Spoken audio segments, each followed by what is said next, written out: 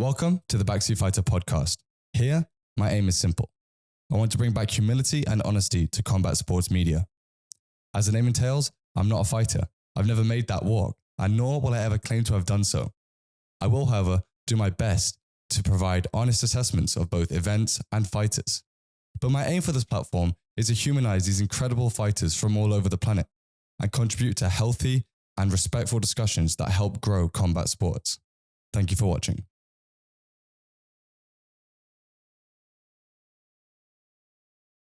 Welcome to episode 3 of the Backseat Fighter Podcast. This week, of course, we have our reactions to UFC Vegas 100, the main event between Carlos Prates and Neil Magny. What an absolute banger of a fight. And of course, we have our weekly discussion, which this week is talking about boring fighters and sort of the entertainment side of mixed martial arts. So we obviously have to start with that main event between Neil Magny versus Carlos Prates. I mean, what an absolute performance by Carlos Prates. He's announced himself now as a title contender, or at least a top 5, top 10 welterweight in the world. And, you know, just the ability, the finishing ability he's showing, you know, you kind of wish these fights were not being held exclusively in the Apex there in Vegas. But let me first talk about Carlos Prates because he is the star of the show. You know, I personally think of that knee he delivered to the liver of Ratke. You know, it's such a viral moment, the way he's got the wrist control. He's kind of making this weird noise at him, opening his mouth, and then delivers that deadly knee to the liver. And again, you know, he showed that finishing ability again against Neil Magny. And, you know, this is a veteran of the game. This is a man who's not that easy to finish. He's coming off a loss, and this is the first time that Neil Magny has lost 2 times in his entire career, I believe. So this was not an easy task for Carlos Prates to achieve. And, you know, obviously the fight was over in 1 round, but I love the way he was able to do, as he always does, keep those shots fully extended, connected with Neil Magny at the end of his punches, and again, just delivered that deadly, deadly finishing power. For Neil Magny, I don't know what the answer necessarily is. I think he's got to look now to the drawing board, and you know, losing 2 times for the first time in his career might be a sign that it really is getting to the end now. I think most people thought when he fought Mike Malott that first time, or it's not that first time, recently, and he was able to get that comeback win, a remontada, as they say in Spanish. You know, this is like a rebirth of his career, that he still showed fight in the game. And I think obviously Neil Magny can find other fights that he could probably win and be advantageous in. But I think now we might be having to say, you know, what, or Neil Magny has to ask himself what he's looking for out of the sport, because he is, you know, quite a big legend in my opinion, and has done a lot of favors for the UFC, but maybe he's deciding that, you know, he doesn't want to do many more favors. And especially somebody like Neil Magny deserves to be fighting in front of a crowd, and so does Carlos Prates, which I think will be a topic of discussion. Maybe later I might tie it into what I'm going to talk about with entertainment and boring fighters, etc. But I think that is definitely a conversation that needs to be had, just in terms of the fans and what we're really expecting as viewers of the sport and journalists in the sport. You know, we want it to be as big as possible and high impact as possible. Now I'm going to move on. I know that was quite short, but I'm going to move on to the second fight, or what I usually call the second fight, but the co-main event of the evening between Gerald Meerschaert, GM3, and Reiner de Ridder. I think that's how you say his name. He's a Dutch fighter. Obviously, I think a 2-division champ in 1 championship, coming over and making his debut inside the UFC again in the Apex.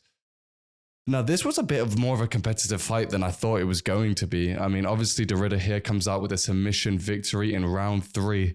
But if anybody of you guys who was watching that fight, you would see that at the end, they were both completely exhausted, could barely move.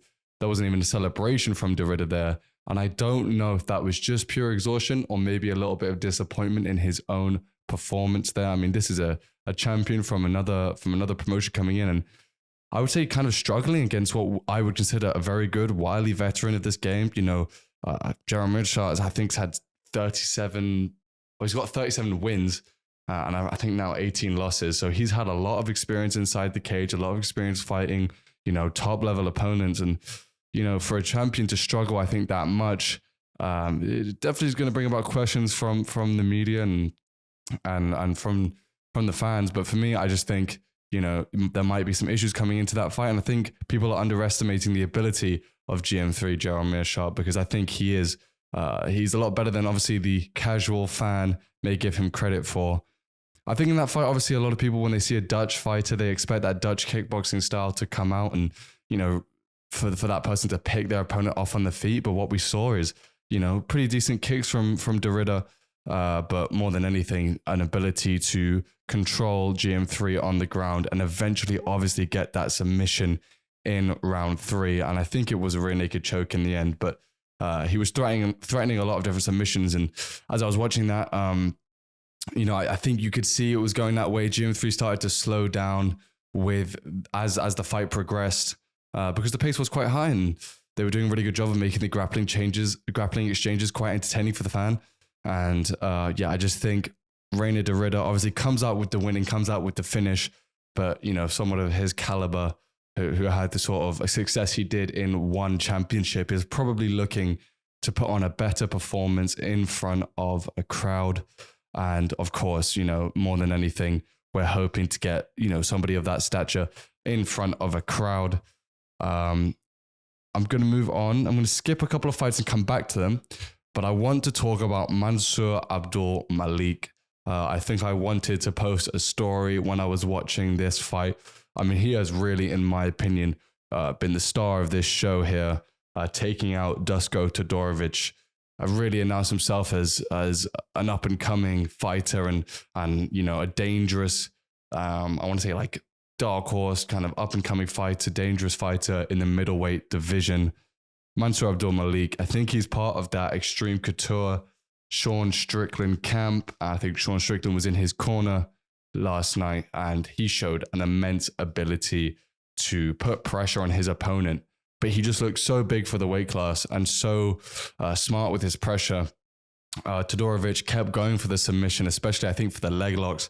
And Mansur Addul Malik was just using pure, aggression, power, and honestly IQ to just hit Todorovic with the ground and pound, the devastating ground and pound that was kind of able to help him survive those submission attempts. And I was just thoroughly impressed with his performance. I think he's going to go on now to be looking to fight guys above him and looking to be, a couple of fights away from a top 15 ranking in this middleweight division. I was thoroughly impressed with his performance. And obviously he gets the knockout in round 1. I think it was a beautiful knee, and then he finished it with the ground and pound. So, I was thoroughly impressed with Mansur Addul Malik, and, I'm hoping for sure that we see him again. And, I think he deserves an opportunity as well. Although Vegas, I think, is local to them.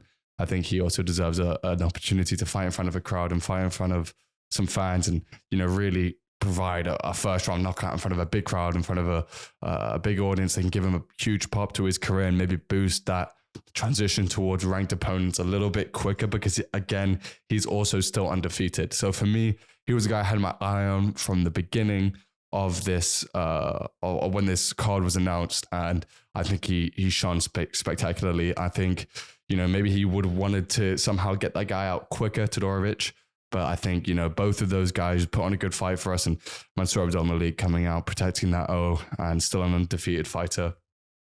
I'm now going to go to the Gaston Bolanos versus Cortavious Romious fight. I mean, Cortavious Romious is coming off the Dana White Contender Series. I think this was his debut in the UFC. And, another immense performance by him in terms of the effort level and the aggression.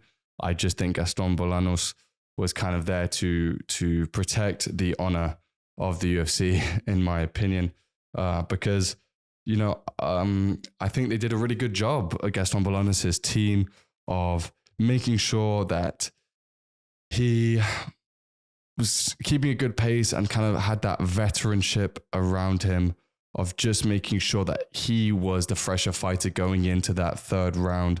I remember seeing, the corner of Cortavious kind of, I want to say frustrated, and kind of screaming at him when they were in a grappling exchange in the last minute of that third round. Kind of, they knew they were down on the scorecards.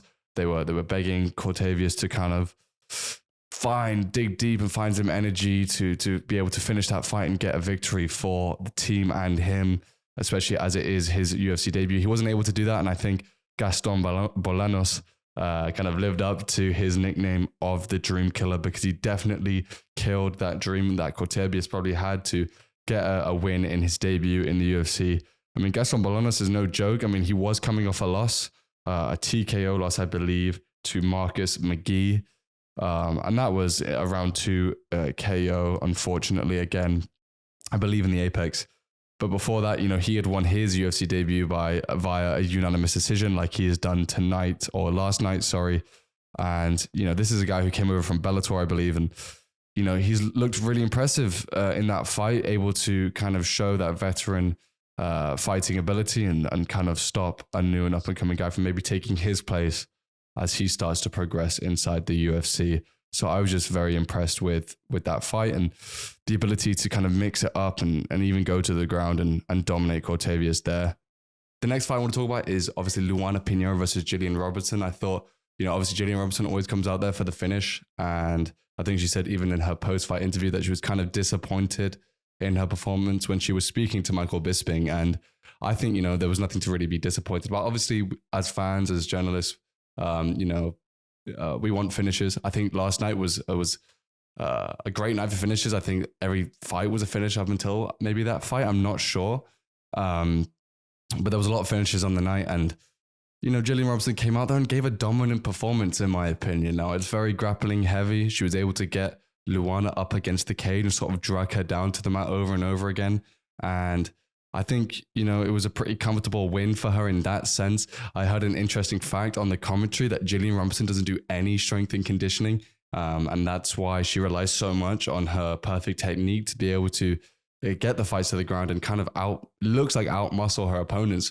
But, that's not necessarily the case when she's not in the gym, lifting weights or doing a lot of explosive exercises in preparation for these fights. So I think, again, there it was a great performance by Gillian Roberston, and she should be proud of herself. But for me, Luana Pinheiro is still, a good fighter. She should be looking to, get back on the horse, and I think she can come back and fix a couple of things, especially maybe that grappling defense, and maybe show more of an ability to get off the cage when somebody is pressuring you there. But Gillian Roberston is a beast, and that's exactly what she's trying to do in the fight. So there's nothing to be fully ashamed of in terms of Luana Pinheiro's performance, and her team have all the pieces there, I believe, for to make a really good fighter and somebody that could be competing with the best of them, like Gillian Robertson. Sorry.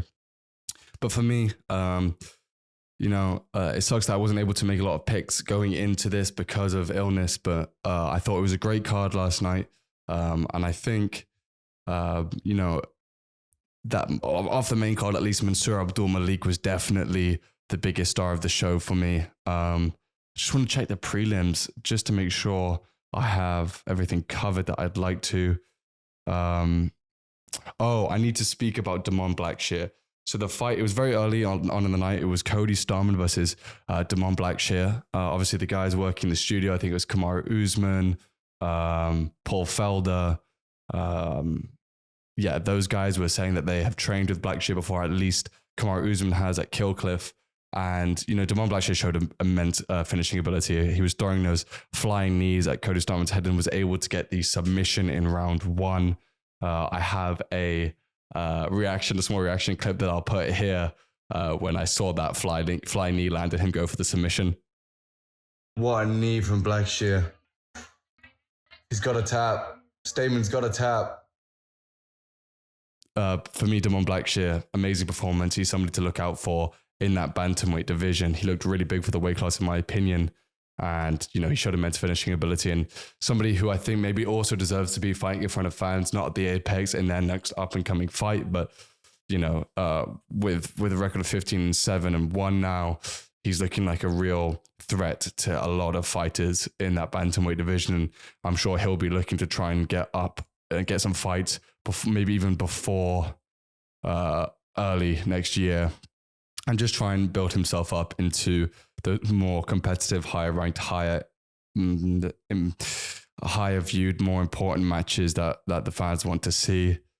Zeleski dos Santos, I thought, he had a great performance. He's a welterweight that I think has been struggling with a few injuries, and He hasn't been as active as he'd probably like to be. He's on the older side. I think he's 37 or 38, but he showed an amazing performance. I think his opponent fell out quite, in close proximity to the fight date, and instead Zachary Scroggin stepped up to fight him, and I think he did an amazing ability to Santos to just, show that he was ready to be there on the fight day. And all props to Scroggin for wanting to take the fight on short notice and try and take that risk and get a W without much preparation. But Zeleski dos Santos, I mean, they call him Capoeira for a reason.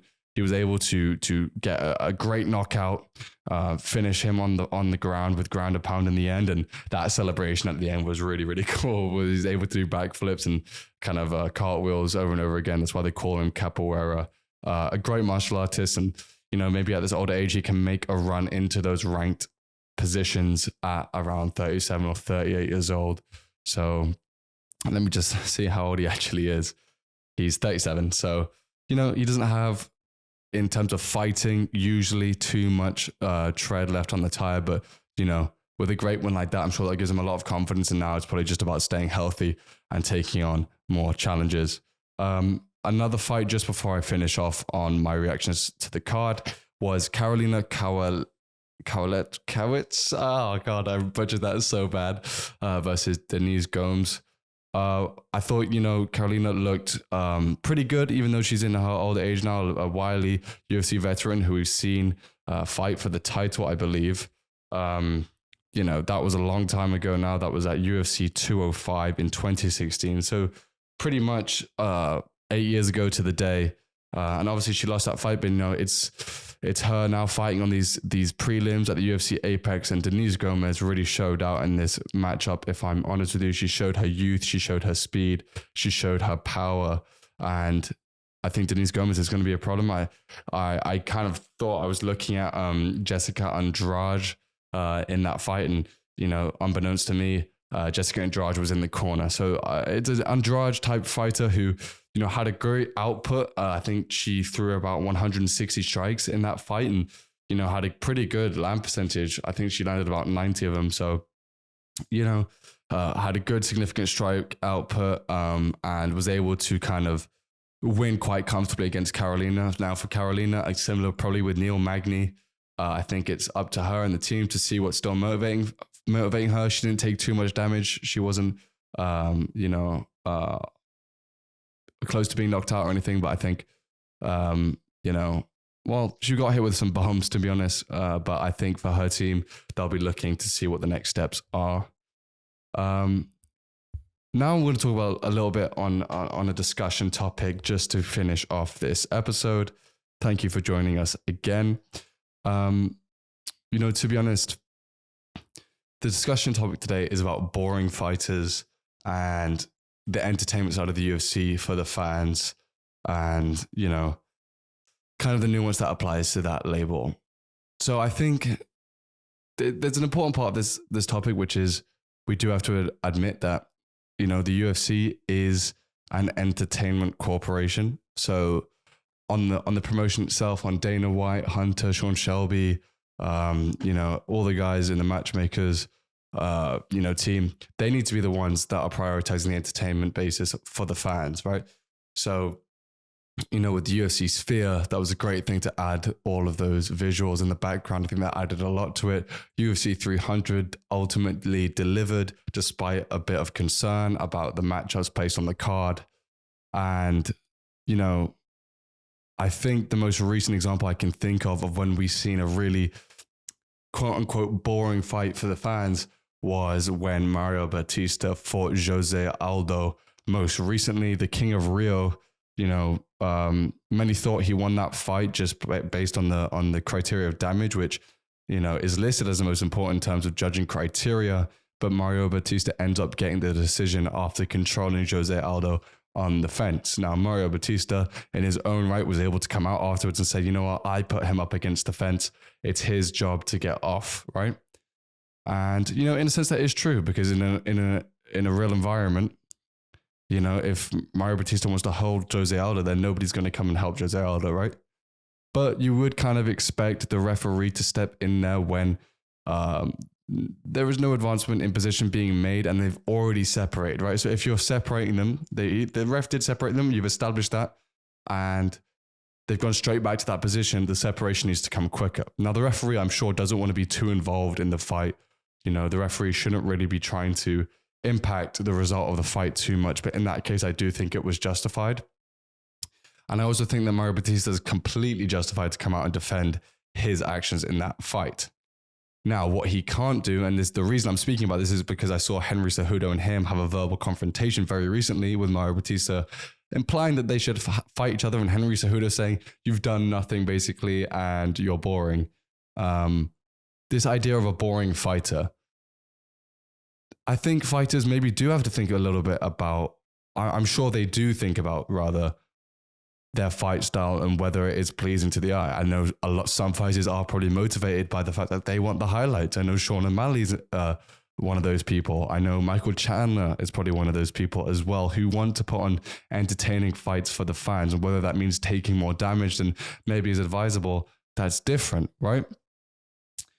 But I think what Mario Batista now has to do in terms of not getting that label is go out there and I'm not saying don't grapple, right? I think we all, especially as people who really are fans of the sport, we don't mind grappling. I actually really enjoy grappling exchanges and the intricacies of the ground game, but we don't necessarily want to see, as fans, want to say we, as journalists, it's not really up to me, but as fans, I say, you know, the fans don't really want to see somebody just pressured against the fence over and over again. If, and this is an important if there isn't a sincere attempt to change a position or win the fight.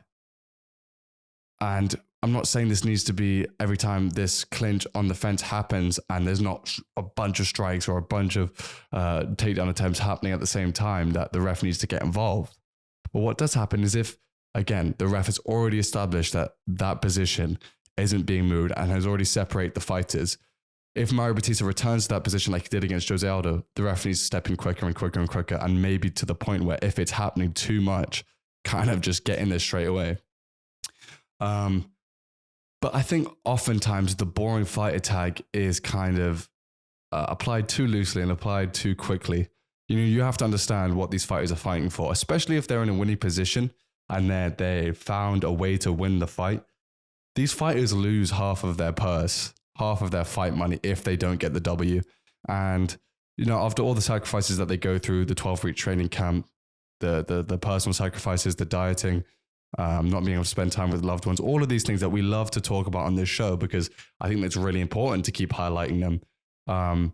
If they see an opportunity to get double their money, basically, and be able to pay their coaches who have helped them, to help pay their nutritionists if they have one, to help pay for all the recovery that if they're doing their career correctly, it requires a lot of money and time. And, you know, they need to be able to pay all of the things after tax as well, which a lot of people don't think about.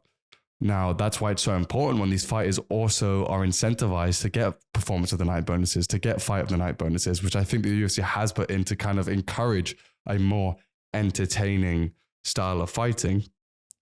But at the end of the day, a fighter's job is to get in there and just purely win the fight, especially considering the payment structure of the UFC for its fighters. And maybe when you're at a Mario Batista level, I don't believe he's ranked yet. So you're obviously not fighting for that much money in terms of, you know, what the top pay is for these UFC fighters and what the base pay is. If you're at that base level pay, you really do need to be securing your W's because that's, you know, maybe you're fighting on a 12 and 12 contract. So you're making 24 grand if you win and 12 grand if you lose before tax.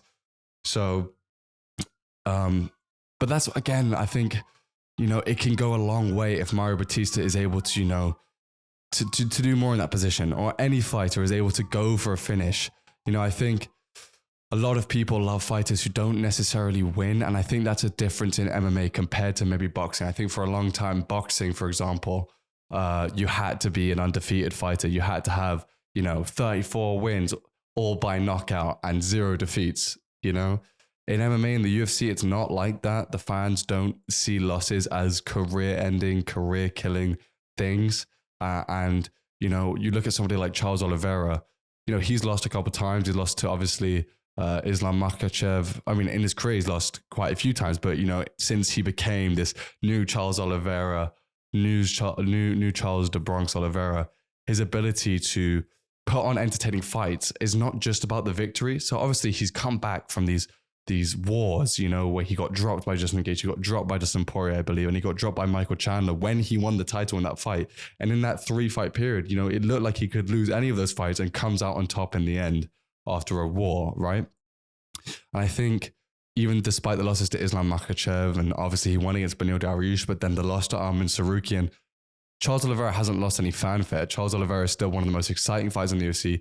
People want to see him fight, and I'm sure the UFC is rewarding him financially for that. Plus, he's going to probably get, you know, performance of the night bonus or fight of the night bonus. So this is a guy that, you know, kind of represents what it means to be an entertaining fighter.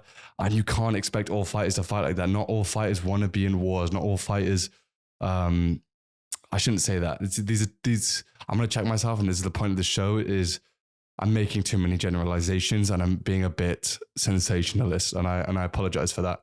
But I do believe that not all fighters can fight like Charles Oliveira, and that's what makes Charles Oliveira so special. And that doesn't mean, you know, even Mario Batista in his own right isn't special. I just think that sometimes marketing for these fighters isn't just about how we often harp on about they need to be more expressive or better at marketing themselves off camera in the post-fight interviews and social media. It's not just about that. It's also about the performances inside the cage. I think maybe what Sean Strickland might be running into at the moment, it's a good example, is somebody who, like it or not, makes noise, makes waves outside of the octagon based on his controversial opinions on Twitter and things like that. And he has a loud personality, right? And that's done a lot of things for him in his career. And obviously he's a skilled fighter. You know, he's one of the best middleweights in the world, was champion, beat Israel Adesanya, and obviously went to a very, very close decision with the current champ DDP to lose his belt. But he's probably a fighter now where people are thinking, you've got such a big personality, we need to see the finishes inside the cage, or we need to see that. And, you know, I think his team has even said that when he's sparring, because he spars so much, he can switch it up and he can be a lot more of an aggressive fighter, and he can do the takedowns and he can ground a pound and finish guys and knock guys out and throw punches with meaner intention. But when it comes to the fight, he's a bit more strategic. He's looking to land the shots a bit more precisely, use his pressure more, and stay safe from the defensive side of things. But I think that probably is a good thing, that it sometimes can be a healthy pressure in terms of Mario Batista. I think he can take that next jump, and as long as the fans are saying it or journalists are saying it from a positive place where we want Mario Batista to fulfill his potential, for the fans to be on his side in terms of, you know, based on his performances, making sure that, you know, his performances are good enough or entertaining enough in victories too. You're not saying now just go in there, scrap it out and just, you know, flip a coin to see if you get the victory. I don't think anybody with a brain would be saying that, or anyone, you know, rational would be saying that. So I do want to be careful in the nuance that I don't want to act kind of, I don't want to say kind of selfish as a spectator of the sport, that I'm expecting these fighters to go in and, you know, take years of their life and lose blood just for our enjoyment in terms of that kind of animalistic entertainment factor of fighting. But at the same time, just for his personal career, for his personal development as a fighter, as a professional in this game, I think, you know, when he has such a big platform to fight a guy like Jose Aldo, has it done much for his career other than the W on his record that he was able to beat the King of Rio? I don't know. And I think that's a hard decision that I think fighters have to make. And I'm, you know, with these interviews that I'm going to have with fighters, I would love to ask them about that. You know, what is the pressure to get finishes? How does that affect your strategy for performances or strategy for fights? And is that any part of like the corner advice or the 8 to 12 week training camp that you have, where it's about, you know, I need to finish here because I need to get to the next level. I need to get out of, you know, the current promotion I'm in, the current regional promotion I'm in, or I'm in the UFC. They might be thinking of cutting me. I need to get a finish, or I'm in the UFC and I'm only making 12 and 12 and I need to feed my family. So I need to get a performance of the night tonight, or it's done, you know, or all of these things that come into play, I'm sure. But I think we also do need to be careful as journalists and fans to be calling fighters boring, especially when they don't deserve it. You know, I think for a while, people called like Demetrius Johnson boring. I think people had complaints that, he wasn't one of the most entertaining fighters now. Now looking back, I think people are a little bit more obviously helped by nostalgia. That's always going to be a factor, but people are now starting to really appreciate Demetrius Johnson in that aspect of things as well. But that's going to tie up our short discussion topic for this week and my reactions to the fights. I'm sorry for a little bit of a shorter discussion and analysis today. But, Thursday, watch out for an episode discussing all things UFC 309. This is a huge, huge week for the UFC with the return of Jon Jones and Stipe Miocic meeting at MSG in New York here. And, I'm so excited. I think I will be going to the pre-fight press conferences, the weigh-ins, everything like that. And hopefully, just hopefully, I'll have some footage of maybe some interviews with fighters on the card. But we will see. I'm waiting for confirmation on that. But I'm very, very, very excited about this week. I'll have all my thoughts and predictions on the card on Thursday for you here on the Backseat Fighter Podcast channel. And thank you very much for watching. I really appreciate everything that we've done so far, and that I'm really hopeful to build this platform, this community. And let's just hope for more conversation that helps grow the sport and combat sports in general. Thank you for watching.